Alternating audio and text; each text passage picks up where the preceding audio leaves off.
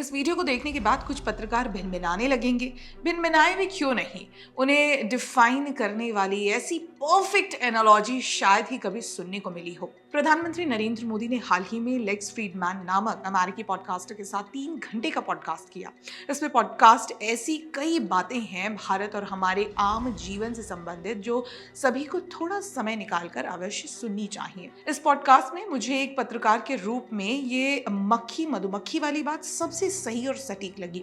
तो मैंने कहा देखिए भाई, पत्रकारिता कैसी होनी चाहिए, मक्खी जैसी होनी चाहिए कि मधुमक्खी जैसी होनी चाहिए। तो मैंने कहा कि मक्खी जो होती है वो गंध पर बैठती है और गंध ही उठा करके फैलाती है। मधुमक्खी हैं जो फूल पर बैठती हैं और मधु लेकर के मधु प्रसारित करती है। लेकिन कोई गलत करे तो मधुमक्खी ऐसा डंक देती है कि 3 दिन तक आप अपना चेहरा किसी को दिखा नहीं सकते हो। ये ताकत होनी चाहिए पत्रकारिता। लेकिन कुछ लोगों को मक्खी वाला रास्ता अच्छा लगता है। लेक्स फ्रीडमैन के साथ बात करते हुए प्रधानमंत्री मोदी ने लंदन में हुए एक कार्यक्रम को याद करते हुए एक एनालॉजी शेयर की कि आखिर पत्रकारिता कैसी होनी चाहिए, मक्खी की तरह या मधुमक्खी की तरह। अब मक्खी गंदगी में बैठती है और जगह जगह गंद ही फैलाती है, वहीं मधुमक्खी फूलों में बैठती है, दुनिया को शहद देती है और जब कोई उसे छेड़े तो उसे डंक मारकर चेहरा सुझा भी देती है। हम नहीं कहते कि हम मधुमक्खी का काम करते हैं,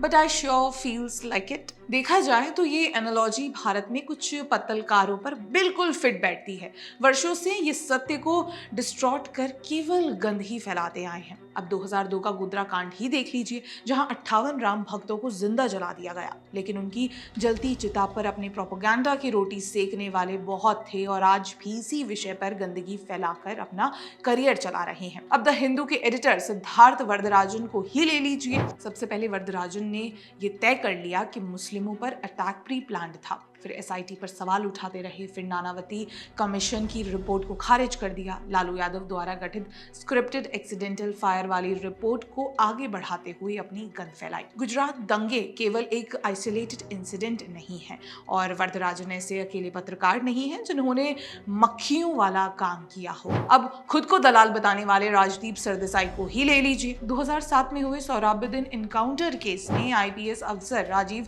त्रिवेदी को लेकर इन्होंने इतनी गंदगी फैलाई कि क्या बताएं। आखिर नवंबर 2019 में एक अनकंडीशनल माफी मांगनी ही पड़ी। फिर चाहे वो सुशांत सिंह राजपूत वाला केस हो, गुजरात दंगे हो, सीएए के खिलाफ झूठ हो, फेक स्टिंग ऑपरेशन हो या दिल्ली दंगों के समय कपिल मिश्रा पर आरोप लगाना हो। राजदीप जी के कई कांड हैं जिनकी एक अलग लिस्ट बनानी ही पड़ेगी और लिस्ट इतनी बड़ी हो सकती है कि उसे पुस्तक के रूप में छपवाया जा सकता है। सबसे ज्यादा गंद तो राजदीप ने 2001 के पार्लियामेंट अटैक के दौरान फैलाए थे।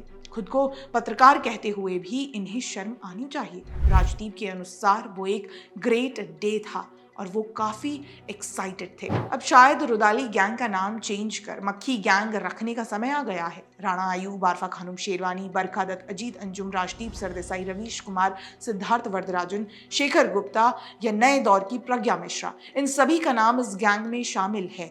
कुछ तो गोल्ड मेडल जीतने की क्षमता रखते हैं गंदगी फैलाने में। मैं ये लिस्ट खत्म करने वाली थी मगर मन ने बताया कि रवीश कुमार का नाम याद ना करने के लिए जनता मुझे माफ नहीं करेगी। पत्रकारिता को लोकतंत्र यानी डेमोक्रेसी का चौथा स्तंभ कहा जाता है या कहा जाता था, लेकिन ऐसे पत्तलकारों ने पत्रकारिता का मजाक बनाकर रख दिया है। ऐसे में युवा पीढ़ी नए दौर में नए चेहरों और नई टेक्नोलॉजी के साथ शायद मिस इन्फॉर्मेशन और प्रोपेगेंडा से लड़ सके और इसमें आपका साथ देने के लिए हम द पैम्फलेट मधुमक्खी बने बैठे हैं।